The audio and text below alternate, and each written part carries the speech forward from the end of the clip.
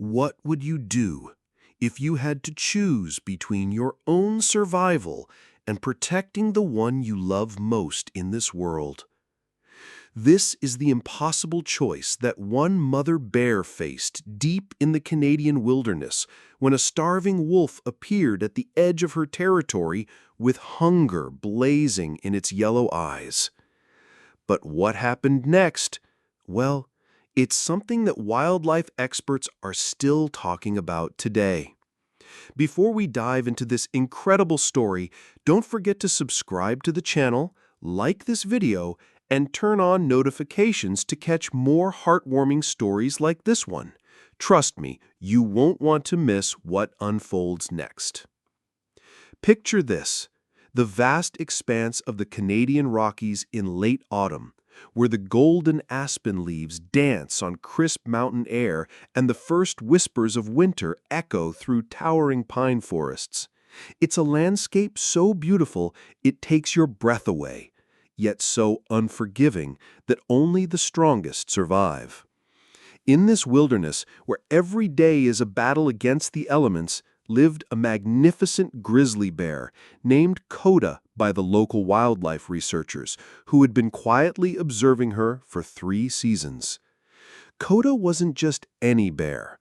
She was a survivor, a warrior wrapped in thick, chocolate-brown fur that glistened like copper in the morning sun. But Coda wasn't alone. Pressed close to her massive frame was her greatest treasure, her reason for living. A small cub she had given birth to just 8 months earlier. This little one, no bigger than a medium-sized dog, represented everything pure and innocent in Coda's world. His fur was still that adorable cinnamon color that only young bears possess, and his curious dark eyes held the wonder of someone experiencing the world for the very first time. The researchers had named him Scout, because from the moment he could walk, he seemed determined to explore every inch of their territory. He would tumble over logs that seemed impossibly large for his small frame, chase butterflies with the enthusiasm only a child could muster, and always stay within the protective shadow of his mother. Coda's story wasn't an easy one. She had lost her first litter 3 years ago during a particularly harsh winter, when food was scarce and the mountains showed no mercy. The pain of that loss had carved deep lines of wisdom and caution into her behavior. She had learned the hard way that in the wilderness, love isn't just about affection. It's about vigilance, sacrifice, and being ready to face any threat that dares to approach your family. When Scout was born the following spring, something shifted in Coda. Every maternal instinct that had been dormant roared back to life with a fierce intensity. She became hyper-vigilant, constantly scanning the horizon for danger. She taught Scout which berries were safe to eat, how to catch the fat salmon that swam upstream, and most importantly, to always listen for her warning calls. The bond between them was something magical to witness. In the early morning hours, when mist still clung to the valley floors, Scout would practice his fishing techniques while Coda watched with what could only be described as pride. When he successfully caught his first small trout, Coda's deep rumbling sound of approval echoed across the water like thunder rolling through the mountains. Local wildlife photographer Marcus Chen had been documenting their family for months. "I've photographed bears for over 20 years, he would later tell reporters, but I'd never seen a mother-cub bond quite like theirs. Coda seemed to understand that Scout represented not just her future, but her second chance at being the mother she was meant to be." As autumn deepened and the first snow began to dust the highest peaks, the delicate balance of their peaceful existence began to shift. Food was becoming scarcer, and all the forest inhabitants were feeling the pressure to prepare for the long winter ahead. It was during this time of increasing tension that he appeared, a lone wolf, lean and desperate, with pale yellow eyes that seemed to reflect years of hardship. The researchers would later identify him as Fenris, a wolf who had been cast out from his pack after a territorial dispute. For weeks he had been surviving on scraps, growing thinner and more desperate with each passing day. Fenris wasn't inherently evil. He was simply a creature driven by the most primal instinct of all, survival. And in his weakened state, the sight of a young, vulnerable cub represented an opportunity he couldn't ignore. The first encounter happened on a gray October morning when the air was sharp enough to sting your lungs. Coda and Scout had ventured down to their favorite fishing spot along Clearwater Creek. Scout was playfully pouncing at leaves floating in the shallow water, while Coda kept one eye on him and another scanning for salmon. That's when she caught his scent. Every muscle in Coda's massive frame tensed instantly.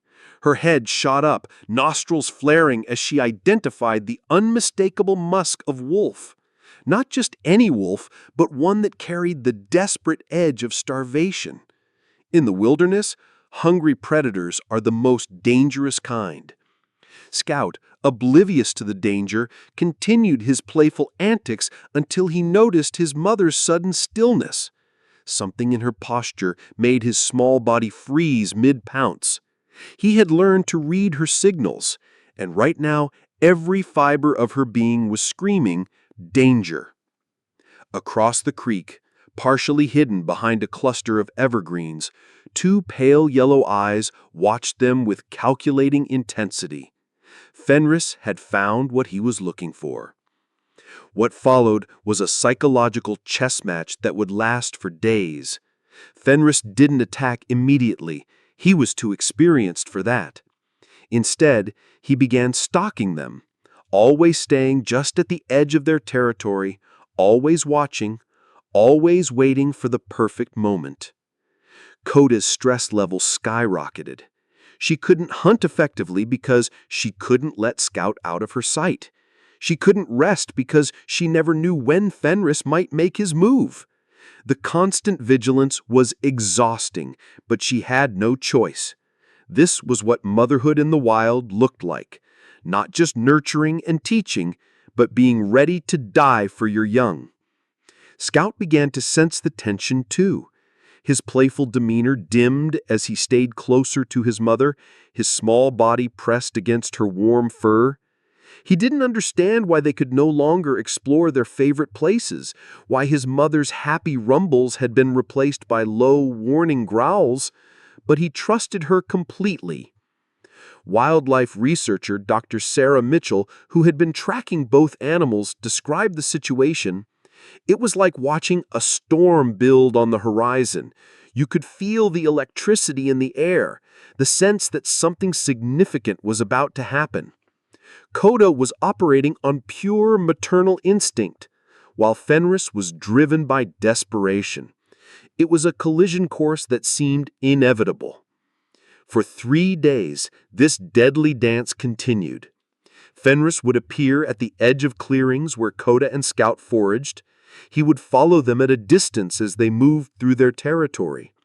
He never got close enough to attack, but his presence was a constant reminder of the threat hanging over them.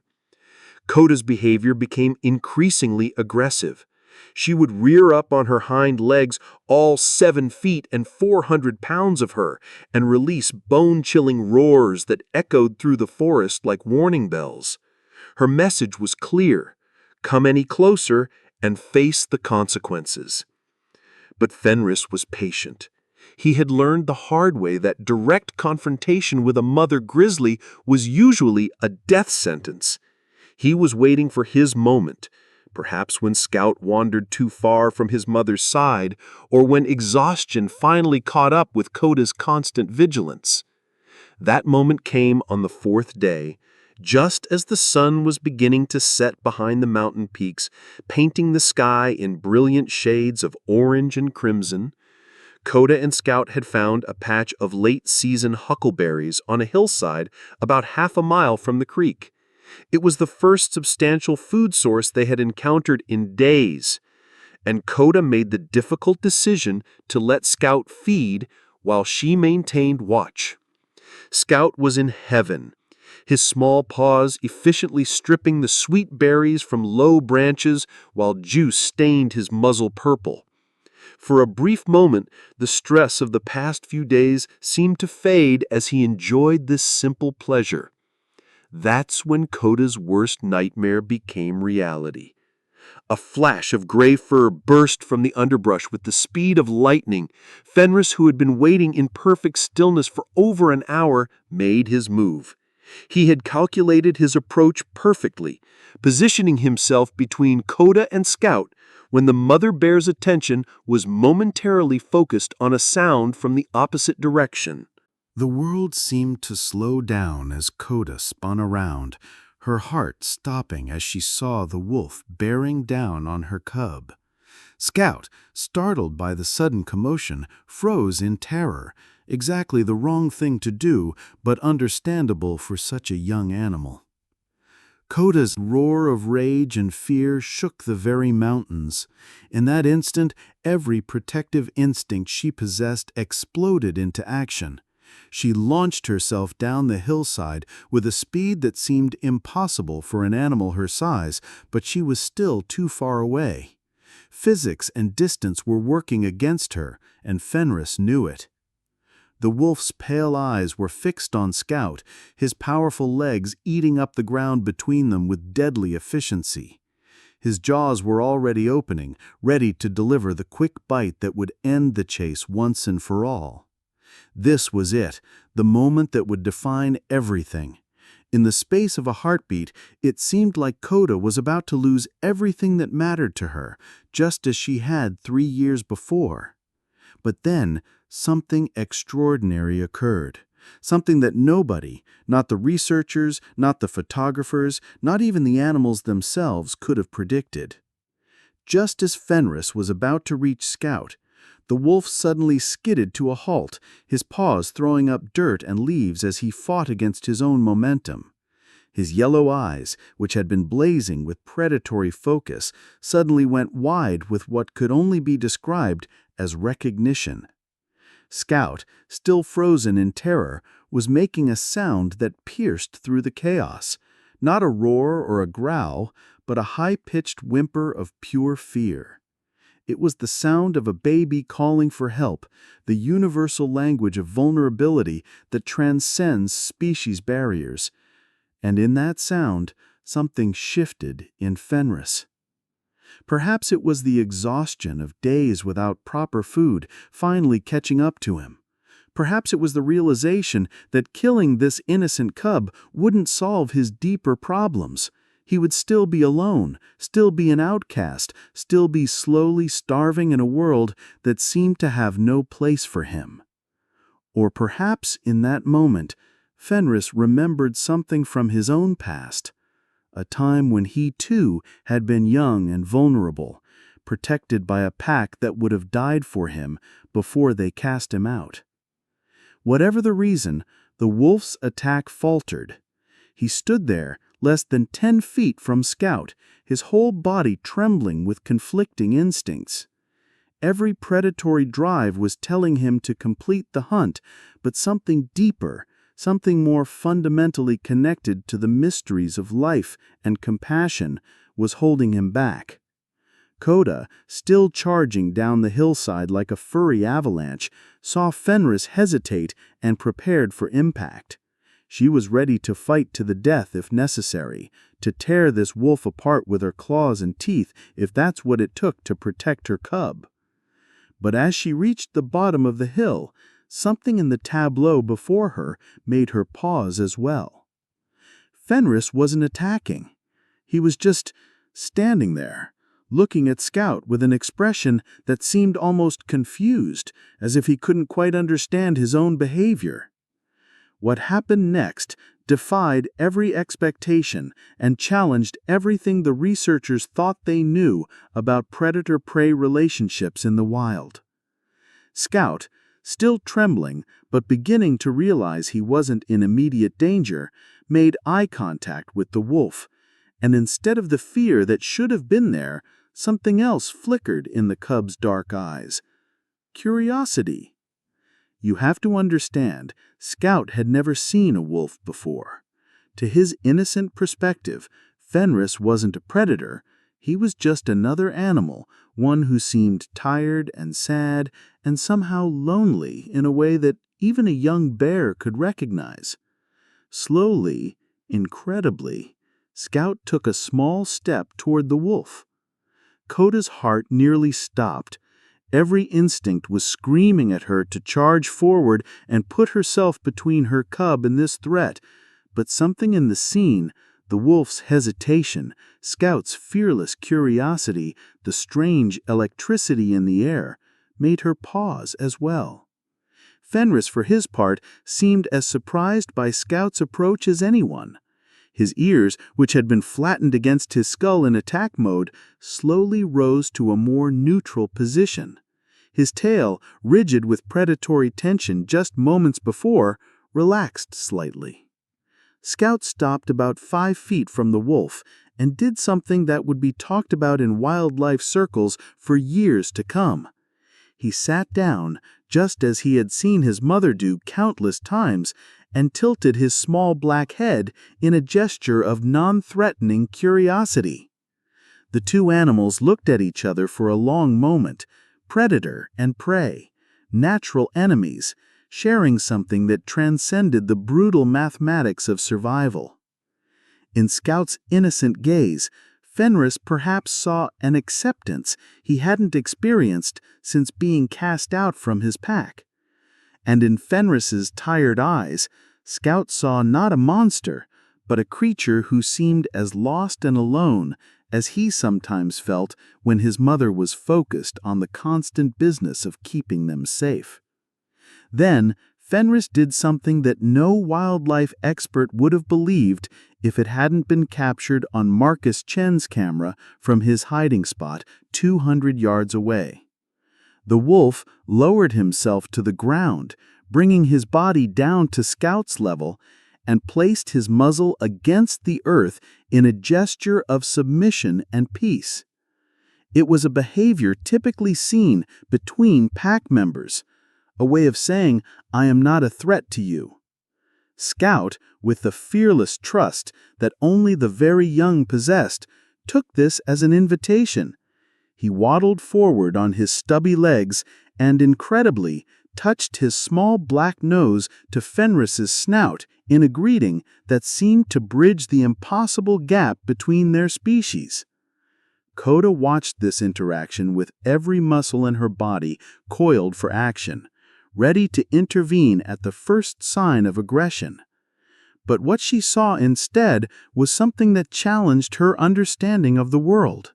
Her cub, her precious, vulnerable cub, was somehow communicating with their would-be attacker on a level that had nothing to do with the predator-prey relationship she had expected. Fenris, meanwhile, was experiencing something he hadn't felt in months: connection. This small creature wasn't judging him for his failures, wasn't casting him out for his weaknesses, wasn't afraid of his reputation. Scout was simply accepting him as he was, in this moment, without the weight of past mistakes or future expectations. For several minutes, this impossible scene continued. Scout would move a few steps away, then return to touch noses with Fenris again, as if reassuring himself that this strange new friend was real. Fenris remained perfectly still, allowing the cub to set the terms of their interaction, his predatory instincts completely overridden by something deeper and more complex. Dr. Mitchell, reviewing the footage later, would note, "What we witnessed challenges our fundamental understanding of animal behavior. It suggests that compassion, empathy, and the capacity for cross-species connection aren't uniquely human traits. These animals found something in each other that transcended their biological programming." As the sun continued its descent toward the mountain peaks, casting longer shadows across the hillside, Coda found herself facing an impossible decision. Every instinct told her that this wolf was a threat to her cub. Her experience, her evolutionary programming, her memories of loss, all of it screamed that she should drive Fenris away or die trying. But what she was seeing with her own eyes told a different story. Scout was not only unharmed, but seemed genuinely happy for the first time in days. His small tail was actually wagging as he interacted with Fenris, and his fear-induced whimpers had been replaced by soft huffing sounds that indicated contentment and curiosity. More surprisingly, Fenris showed no signs of aggression whatsoever. If anything, the wolf seemed to be protecting Scout, positioning himself between the cub and the darker shadows where other potential threats might lurk. Coda's massive form remained tense, ready to spring into action, but she found herself taking a step back rather than forward. It was a gesture of cautious trust, not in Fenris necessarily, but in her cub's judgment and in the strange dynamic that was unfolding before her. This retreat created a new geometry on the hillside. Instead of a direct confrontation between predator and protector, it became a triangle of tentative understanding. Scout continued his innocent interactions with Fenris, while Coda maintained watchful vigilance from a distance that allowed for both protection and the possibility of peace. As if sensing the delicate balance of the moment, Fenris slowly lifted his head and looked directly at Coda. It wasn't a challenge or a threat. It was something closer to recognition, perhaps even gratitude. In that exchange of glances, two parents, for that's what they both were in their own ways, seemed to reach an understanding that transcended words or species. Coda saw in Fenris not just a predator, but a creature who had responded to her cub's innocence with gentleness rather than violence. And Fenris saw in Coda not just an obstacle to his survival, but a mother whose love for her young matched his own memories of family and belonging. As darkness began to settle over the mountains, practical concerns started to reassert themselves. Scout was getting tired, his small body beginning to sway with exhaustion after the emotional intensity of the day. Coda knew they needed to return to their den, and she also knew that this strange interspecies encounter couldn't continue indefinitely. But how do you end something that has fundamentally changed your understanding of the world? The answer came from Scout himself. As his eyelids grew heavy, he approached Fenris one final time and performed a gesture that would become the defining image of Marcus Chen's career. The cub gently pressed his forehead against the wolf's snout in what could only be described as a goodbye hug. Fenris accepted this farewell with the same gentle patience he had shown throughout their encounter, but as Scout pulled away and began walking toward his mother, something extraordinary happened. The wolf stood up, shook himself as if awakening from a dream, and began walking in the opposite direction. He wasn't being driven away, he was choosing to leave, recognizing that his presence, however peaceful it had become, still represented a disruption to the natural order of Coda and Scout's lives. But before disappearing into the shadows, Fenris turned back one final time. He looked at Scout, then at Coda, and released a sound that was neither howl nor growl, but something softer, almost like a whispered "thank you" carried on the mountain wind. Scout, now safe in the protective embrace of his mother's powerful arms, watched until Fenris's gray form vanished completely among the trees. Then he looked up at Coda with eyes that seemed older somehow, as if the encounter had taught him something profound about the complexity and possibility of the world beyond their territory. Coda, for her part, nuzzled her cub with a mixture of relief and wonder. She had been prepared to die for him today, but instead she had witnessed something that challenged everything she thought she knew about enemies and allies, about threat and safety, about the rigid categories that seemed to govern life in the wilderness. Over the following weeks, the research team noticed significant changes in both animals' behavior. Scout seemed more confident, more curious about the world beyond their immediate territory. It was as if his encounter with Fenris had taught him that not everything unknown was necessarily dangerous, that sometimes approaching the world with openness rather than fear could lead to extraordinary experiences. Coda, meanwhile, appeared more relaxed than she had been since Scout's birth. The constant hypervigilance that had characterized her mothering style gave way to a more balanced approach that allowed for both protection and exploration. She seemed to understand that true safety for her cub couldn't come from shielding him from every potential threat, but from teaching him to navigate a concept's world with wisdom and compassion. As for Fenris, the research team continued to track him through the winter months. What they discovered was remarkable. The wolf had found a new pack, a group of dispersed individuals who had accepted him despite his status as an outsider. Dr. Mitchell theorized that his encounter with Scout had somehow restored his ability to connect with others, healing whatever psychological wounds had led to his initial exile. Quote, "It's as if that moment of unconditional acceptance from Scout reminded Fenris of his own capacity for gentleness," unquote, she explained to a gathering of wildlife behaviorists. Sometimes the act of receiving compassion can awaken our ability to give it, unquote. Marcus Chen's photographs of the encounter were eventually published in National Geographic, accompanied by an article that sparked worldwide discussion about animal consciousness, empathy, and the mysterious bonds that can form between species. But for those who had witnessed the event firsthand, no amount of scientific analysis could fully capture the magic of what had occurred on that autumn hillside.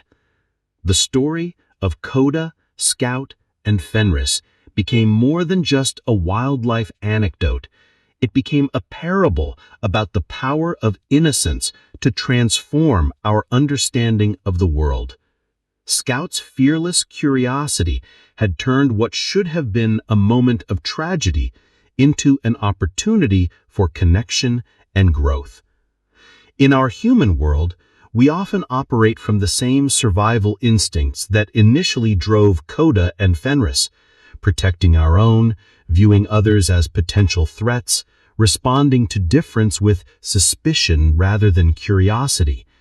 But Scout's example suggests another way of being in the world, one that leads with openness rather than fear.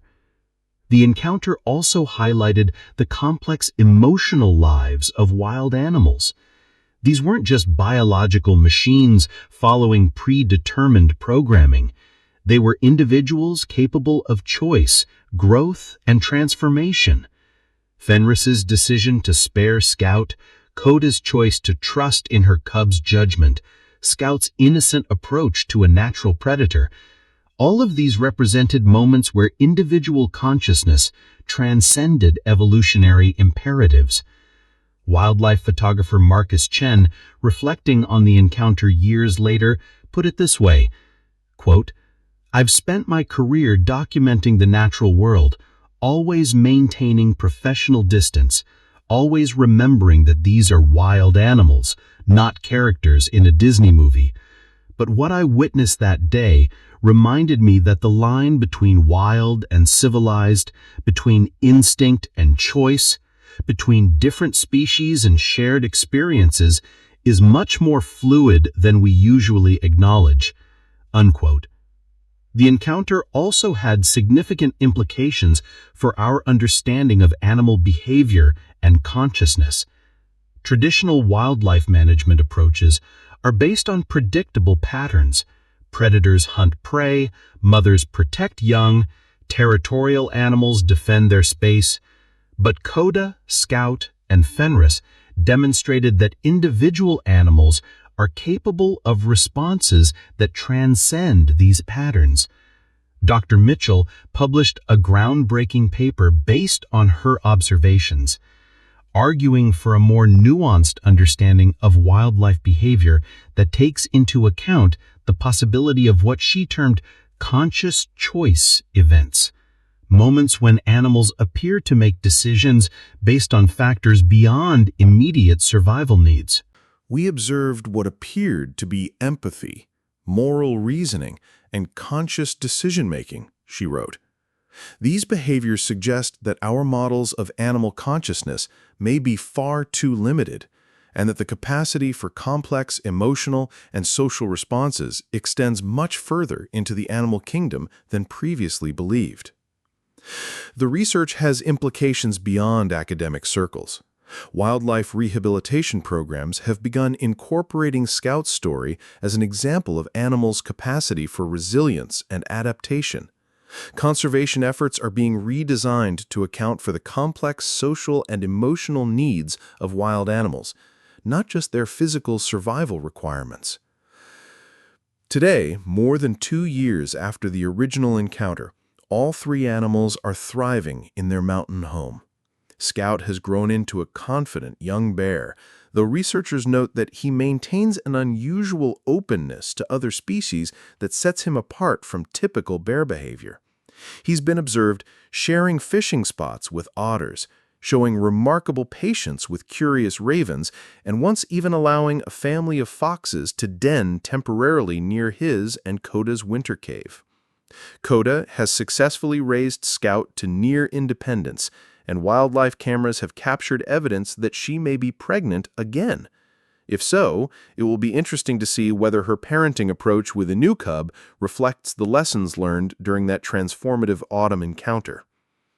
Fenris has not only found acceptance within his new pack, but has emerged as something of a leader, known for his unusual ability to resolve conflicts and integrate newcomers. Pack dynamics that might have historically led to violence or expulsion are being resolved through what researchers describe as Fenris mediation, patient, non-aggressive approaches that seem to draw from his experience of receiving unexpected compassion.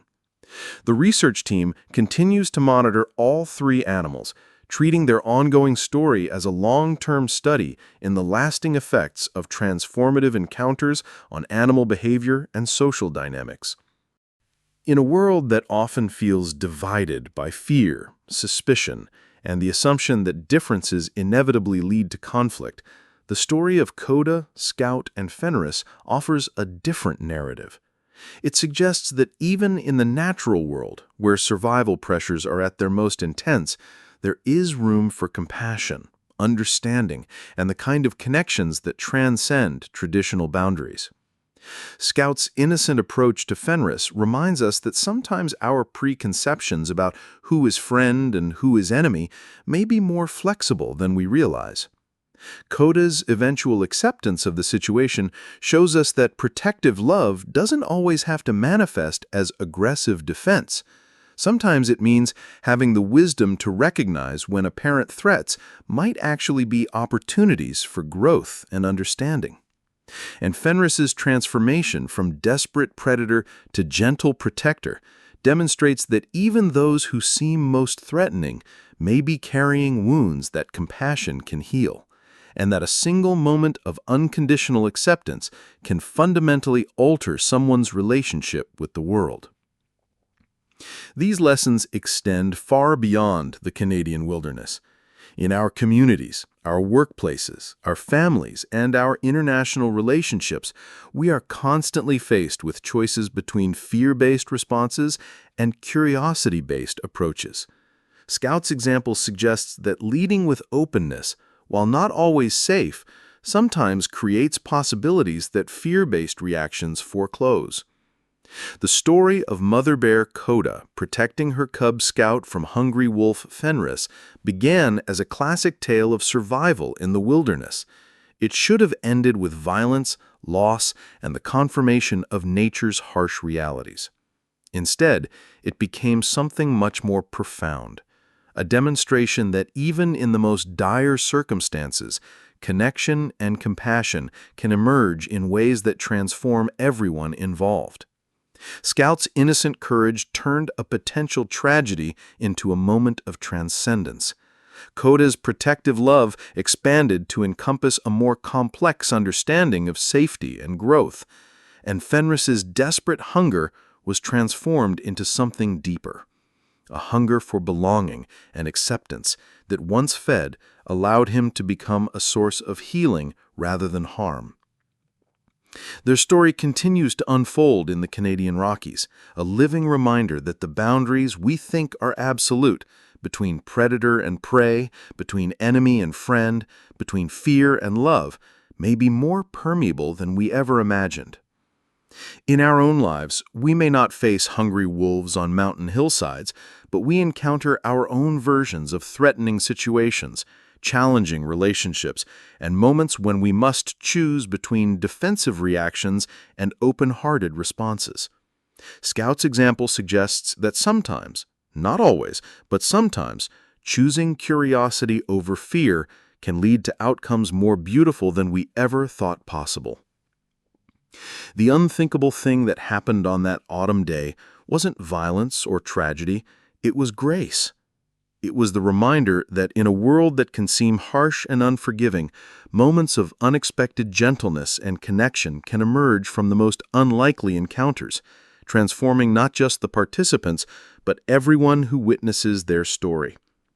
And perhaps that's the most important lesson of all, that by sharing these stories, by celebrating these moments of transcendence, we create the possibility that such moments might multiply, one encounter at a time, until the world becomes a little more like the place Scout imagined it could be, where differences don't have to mean danger, where strangers don't have to be enemies, and where an open heart can sometimes create miracles. If this story moved you the way it moved us, please take a moment to share it with someone who might need to be reminded of the power of compassion and connection. Subscribe to our channel for more incredible wildlife stories that celebrate the complex, emotional lives of animals and the lessons they can teach us about our own humanity. In the comments below, tell us about a time when someone's unexpected kindness transformed a difficult situation in your own life. Like Scout and Fenris, we're all capable of surprising each other with our capacity for understanding and grace. And if you're inspired by Scout's courage to approach the unknown with curiosity rather than fear, consider supporting wildlife conservation efforts that protect the habitats where these remarkable encounters can continue to unfold. Because in preserving wild spaces, we preserve the possibility of wonder, transformation, and the kind of stories that remind us of what's possible when fear gives way to love. Thank you for joining us on this incredible journey into the heart of the wilderness and the depths of what it means to choose connection over conflict. Until next time, remember, sometimes the most beautiful moments in life come from the encounters we least expect.